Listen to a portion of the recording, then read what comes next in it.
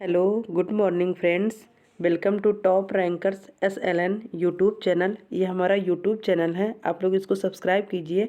आपको daily current affairs की class मिलेगी। आज 23 नवंबर 2024 है। फूल पत्ती वाली क्लास का हैंड नोट्स है।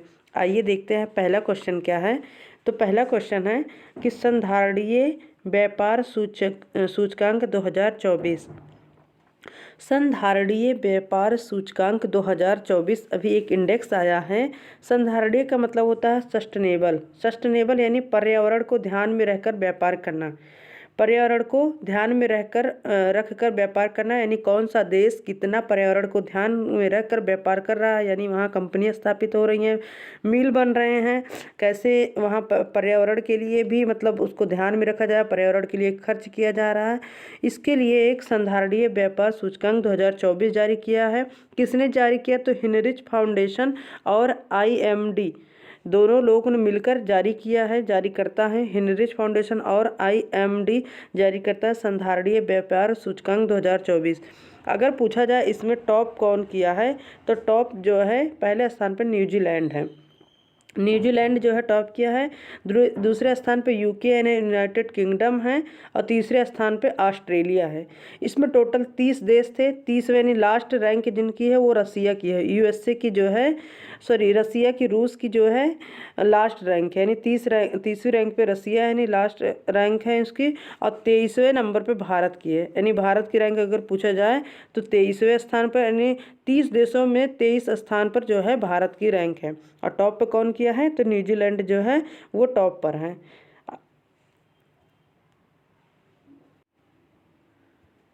पहला क्वेश्चन हम लोगों ने देखा। आइए देखते हैं दूसरा क्वेश्चन। अंतर्राष्ट्रीय आपराधिक न्यायालय।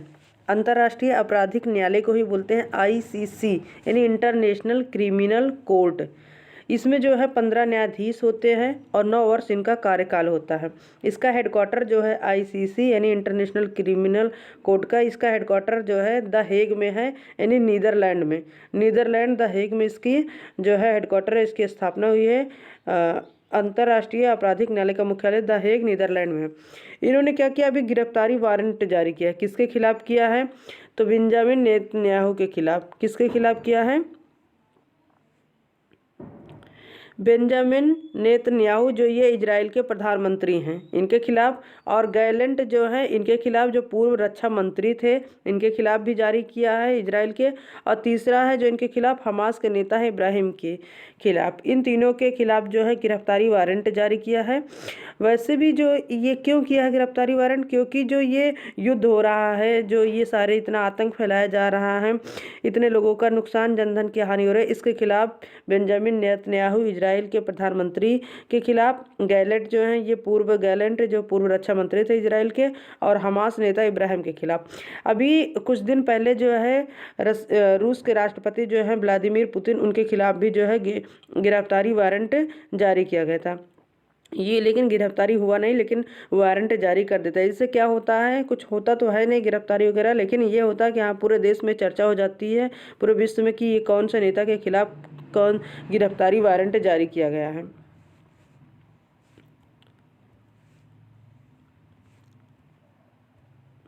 अभी चर्चा में थे गौतम अडानी। गौतम अडानी को जो है अमेरिका में गिरफ्तारी वारंट जारी किया गया है। USA में गिरफ्तारी वारंट जारी किया गया, लेकिन गिरफ्तारी हुई नहीं है। क्यों किया गया? क्योंकि ये रिश्वत के आरोप में गिरफ्तारी वारंट जारी किया गया है।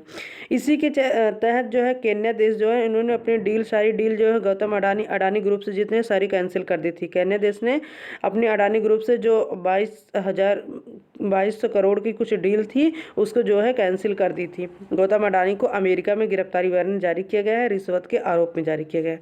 आइए देखते हैं तीसरा क्वेश्चन।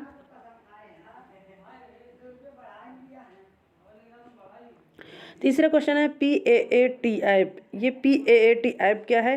तो ये PAAT ऐप है पर्सोनल अलार्म असिस्टेंट टूल है। क्या है?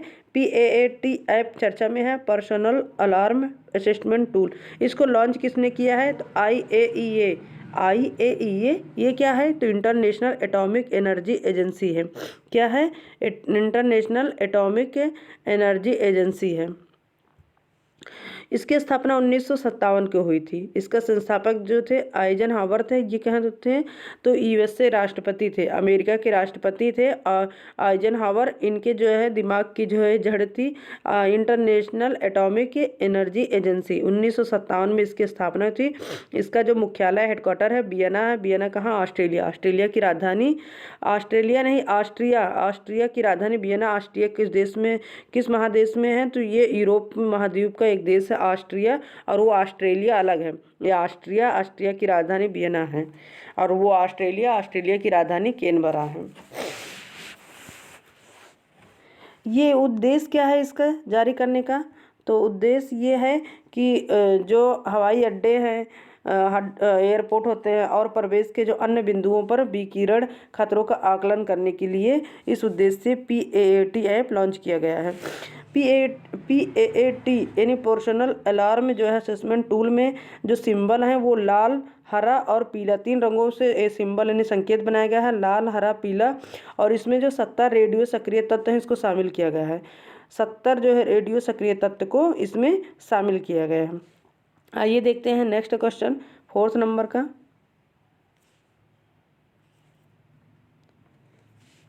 RBI अभी चर्चा में है, रिजर्व बैंक ऑफ इंडिया। इसकी स्थापना यंग हिल्टन आयोग यानी शाही आयोग के सिफारिश से हुई थी। इसकी स्थापना 1 अप्रैल 1935 को हुई थी। 1 जनवरी 1949 को इसका राष्ट्रीयकरण कर दिया गया। RBI का हेडक्वार्टर यानी मुख्यालय मुंबई महाराष्ट्र में थी। जब इसकी स्थापना हुई थी तब इसका मुख्यालय कोलकाता में था। अभी हाल ही में चर्चा में है INR और MBR से MU हुआ है। ये क्या है? तो INR इंडियन रुपया और MBR यानी मालदीवियन रुपया के मध्य MU यानी इंडिया और मालदीव के बीच इसमें क्या हुआ कि लेन देन में स्थानीय मुद्रा का यूज किया जाएगा। इसमें ये बता रहा है कि कोई भी देश में जो लेन देन होगा जो भारत और मालदीव के बीच में, वो अपने जो है इंडियन रुपये और मालदीवियन रुपये के बीच में जो है लेन देन होगा, यानी न कि डॉलर के रूप में। लेन देन में स्थानीय मुद्रा का यूज किया जाएगा। इसलिए अभी INR और MBR जो है MOU जो है समझौता जो है चर्चा में है। इंडियन रुपये और मालदीवियन रुपया को जो है अभी समझौता हुआ कि लेन देन में जो है स्थानीय मुद्रा का यूज किया जाएगा। नेक्स्ट क्वेश्चन देखते हैं। और हाँ, एक और चर्चा में कि नेपाली सेना ने जो है भारतीय सेना जो प्रमुख है उपेंद्र द्विवेदी को उनको मानद जनरल की उपाधि प्रदान की है, यानी मानद जनरल रैंक की उपाधि दी है। किन्होंने? नेपाली सेना ने भारतीय सेना प्रमुख हैं उपेंद्र द्विवेदी को। नेक्स्ट क्वेश्चन देखते हैं 5वां। सर्वश्रेष्ठ समुद्री राज्य पुरस्कार अभी हाल ही में प्रदान किया गया है। कब प्रदान किया गया? तो विश्व मत्स्य पालन दिवस था 21 नवंबर को। 21 नवंबर को विश्व मत्स्य पालन दिवस था। इसी के दिन जो है कार्यक्रम आयोजित किया गया था। तब जो है सर्वश्रेष्ठ समुद्री राज्य पुरस्कार, केंद्र शासित पुरस्कार जो है जिला, उनको जो है पुरस्कार दिया गया। इसकी शुरुआत जो है मत्स्य पालन दिवस के मनाने की कब हुई थी? तो 1997 में हुई थी। 1997 में जो है विश्व मत्स्य पालन दिवस मनाने की शुरुआत हुई थी। ये कब मनाया जाता है? हर साल 21 नवंबर को मनाया जाता है। अभी जो है उसी दिन जो है अवार्ड वितरित किया गया। तो सर्वश्रेष्ठ समुद्री राज्य पुरस्कार किसको मिला? तो केरल को। सर्वश्रेष्ठ समुद्री राज्य पुरस्कार केरल को। और सर्वश्रेष्ठ समुद्री UT यानी यूनियन टेरेटरी, इसको किसको दिया गया? यानी केंद्र शासित प्रदेश को, तो जम्मू और कश्मीर को। और सर्वश्रेष्ठ समुद्री जिला किसको प्रदान किया गया? तो कोल्लम। कोल्लम जो है ये कहाँ का जिला है? तो केरल का है। इसमें यह है कि कहाँ ज़्यादा जो है झील है जहाँ मछली पालन होता है, मत्स्य पालन किया जाता है, उसका जो है मतलब देखभाल किया जाता है, उसके लिए ये अवार्ड दिया गया है। इन राज्यों को, इनके शासित प्रदेश को और इन जिलों को दिया गया है। नेक्स्ट क्वेश्चन देखते हैं। कुकरेल नाइट सफारी पार्क और चिड़ियाघर अभी हाल ही में चर्चा में है। कुकरेल नाइट सफारी पार्क और चिड़ियाघर ये बनाया जा रहा है। कहाँ बनाया जा रहा है? लखनऊ, यानी उत्तर प्रदेश की राजधानी लखनऊ में बनाया जा रहा है कुकरेल नाइट सफारी पार्क और चिड़ियाघर। ये देश का पहली जो है नाइट सफारी है, देश की पहला जो है नाइट सफारी है, पहली नाइट सफारी है। ये 2026 तक को क्या हो जाएगा? बन के तैयार हो जाएगा, यानी 2026 तक जो है जनता के लिए ओपन होगी, यानी नाइट में भी लोग जो है पार्क में जाके घूम सकते हैं, देख सकते हैं। इसलिए देश का पहला नाइट सफारी है जो लखनऊ में खोला जा रहा है, कुकरेल नाइट सफारी पार्क और चिड़ियाघर है। अभी हाल ही में चर्चा में है, तो ये बहुत ज़्यादा इंपॉर्टेंट है। किसी भी एग्जाम यूपी के, UP PCS RO कहीं में भी आ जा सकता है। 7वां क्वेश्चन देखते हैं, भारत का पहला संविधान संग्रहालय। भारत का पहला संविधान संग्रहालय का उद्घाटन कहाँ किया गया? तो भारत का पहला संविधान संग्रहालय 23 नवंबर 2024 यानी आज के दिन ही उद्घाटन होगा इसका। भारत का पहला संविधान संग्रहालय का उद्घाटन 23 नवंबर 2024 को कहाँ हो रहा है? तो ओपी जिंदल यूनिवर्सिटी है, ओपी जिंदल यूनिवर्सिटी। ये ओपी जिंदल यूनिवर्सिटी कहाँ है? तो यूपी जो है ओपी जिंदल यूनिवर्सिटी जो है वो है सोनीपत में। सोनीपत यानी हरियाणा में है। कहाँ है? तो सोनीपत हरियाणा में है। भारत का पहला संविधान संग्रहालय का उद्घाटन किया जा रहा है। शुभारंभ कौन करेंगे? तो जो हमारे ओम बिरला है यानी लोकसभा के स्पीकर है जो वर्तमान में ओम बिरला, वो जो है शुभारंभ करेंगे। देश का जो है पहला संविधान संग्रहालय है ओपी जिंदल यूनिवर्सिटी सोनीपत हरियाणा में, इसका उद्घाटन होगा। शुभारंभ ओम बिरला लोकसभा स्पीकर है। क्यों किया जा रहा है? क्योंकि संविधान की 75वीं वर्षगांठ मनाया जा रहा है। संविधान की 75वीं वर्षगांठ के अवसर पर जो है ये संविधान का पहला जो है संग्रहालय का उद्घाटन किया जा रहा है। अभी हमारा संविधान हमारा सम्मान भी ये कार्यक्रम जगह जगह हो रहा है। पहला हुआ था हमारा संविधान हमारा सम्मान जो आयोजन बीकानेर में होता है, दूसरा प्रयागराज में होता है और तीसरा अभी हाल ही में हो रहा है, अभी कल हम लोगों ने पढ़ा, गुवाहाटी असम में हो रहा है। नेक्स्ट क्वेश्चन आके देखते हैं आगे। नेक्स्ट क्वेश्चन है Billie Jean King cup. Billie Jean King cup 2024 ये क्या है? तो ये महिला टेनिस यानी टेनिस का एक कप है, बिली जीन किंग कप 2024, लेकिन ये महिलाओं का यानी फीमेल टेनिस का एक कप है। और इसका होस्ट जो है स्पेन था और विजेता जो टीम जीती वो इटली की टेनिस महिला ने जीती और उप विजेता जो है स्लोवाकिया। यानी अगर पूछा जाए कि Billie Jean King cup 2024 host कौन था? तो स्पेन था, विजेता इटली था, उप विजेता स्लोवाकिया है। अगर पूछा जाए खेलो इंडिया यूथ गेम्स 2025, खेलो इंडिया यूथ गेम्स 2025 और खेलो इंडिया पैरा गेम्स 2025 इसका होस्ट कौन होगा? तो बिहार होगा। बिहार की राजधानी पटना। और अगर पूछा जाए कि खेलो इंडिया यूथ गेम्स 2024 कहाँ हुआ था? तो ये तमिलनाडु में हुआ था और 25 में कहाँ होगा? तो ये बिहार में होगा। नेक्स्ट क्वेश्चन देखते हैं। 9th नंबर का क्वेश्चन है। 9th नंबर का क्वेश्चन है कि राष्ट्रीय शैक्षणिक सम्मेलन, अभी एक राष्ट्रीय शैक्षणिक सम्मेलन हो रहा है, इसका नाम है ज्ञान कुंभ। ज्ञान कुंभ राष्ट्रीय शैक्षणिक सम्मेलन है, इसका होस्ट जो है यानी ज्ञान कुंभ का। तो ज्ञान कुंभ का आयोजन जो ये कहाँ हो रहा है? पुदुचेरी में हो रहा है। 3 दिवसीय कार्यक्रम है। ये कौन सी संस्था इसको कार्यक्रम को करवा रही है ज्ञान कुंभ को? तो ये शिक्षा संस्कृति उत्थान न्यास संस्था करवा रही है, यानी ट्रस्ट जो है शिक्षा संस्कृति उत्थान न्यास संस्था जो है करवा रहा है। राष्ट्रीय शैक्षणिक सम्मेलन ज्ञान कुंभ का आयोजन जो है पुदुचेरी में हो रहा है। 3 दिवसीय कार्यक्रम है। पुदुचेरी जो है फ्रांस का जो उपनिवेश था। पुदुचेरी में 4 जिले हैं, चारों जिले जो है अपनी बाउंड्री शेयर नहीं करते, अलग अलग जो है राज्यों में है। पहला यनम है, कराईकल है, पुदुचेरी और माहे। कितने जिले हैं? 4 जिले हैं। यनम आंध्र प्रदेश में आता है, कराईकल जो है तमिलनाडु में आता है और माहे जिला जो है केरल में आता है। पुदुचेरी के 4 जिले हैं। और यहीं क्या हो रहा है? विश्व ऑडियो विजुअल शिखर सम्मेलन का प्रचार प्रसार किया जा रहा है। जो पुदुचेरी में जो एक कार्यक्रम हो रहा है राष्ट्रीय शैक्षिक सम्मेलन ज्ञान कुंभ, यहीं पर विश्व ऑडियो विजुअल शिखर सम्मेलन का प्रचार प्रसार हो रहा है। अगर पूछा जाए कि ये फर्स्ट जो इसका कार्यक्रम हुआ था विश्व ऑडियो विजुअल शिखर सम्मेलन का, तो पहली बार 2024 में हुआ था, गोवा में हुआ था। लेकिन ये सेकेंड शिखर सम्मेलन 2025 में होगा। ये कहाँ होगा? नई दिल्ली में होगा। ये क्वेश्चन बहुत इंपॉर्टेंट है।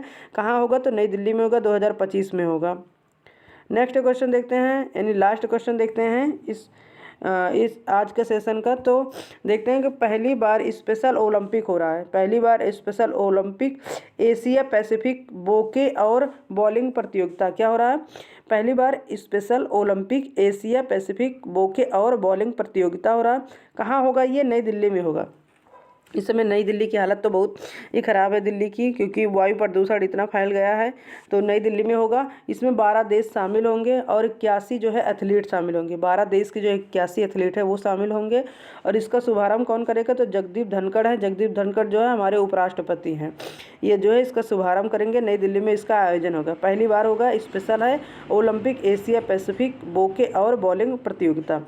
अभी हाल ही में चर्चा में था कि झूलन गोस्वामी स्टैंड को स्थापित किया गया है। तो झूलन गोस्वामी जो है महिला क्रिकेटर थी, महिला बॉलर थी ये। मतलब झूलन गोस्वामी स्टैंड को स्थापित किया जा रहा है। तो ये ईडन गार्डन स्टेडियम कहाँ है? कोलकाता में यहाँ स्थापित किया गया है। ईडन गार्डन स्टेडियम कोलकाता में स्थापित किया जा रहा है, नहीं वेस्ट बंगाल में। हम लोगों ने 10 का 10 इंपॉर्टेंट क्वेश्चन पढ़े, सारे एग्जाम के लिए बहुत ज़्यादा इंपॉर्टेंट है। आप लोग ऐसे कंटिन्यू बने रहिए और हमारे चैनल को सब्सक्राइब कीजिए, टॉप रैंकर्स SLN को। और आप लोग कमेंट करके अपने सुझाव भी व्यक्त कीजिए, अपने दोस्तों को शेयर कीजिए। आप लोगों को सपोर्ट की ज़रूरत है और अच्छे वीडियो बनाएंगे हम। आप लोग ऐसे बने रहिए, देखते रहिए। जय हिंद, बाय बाय, नमस्कार।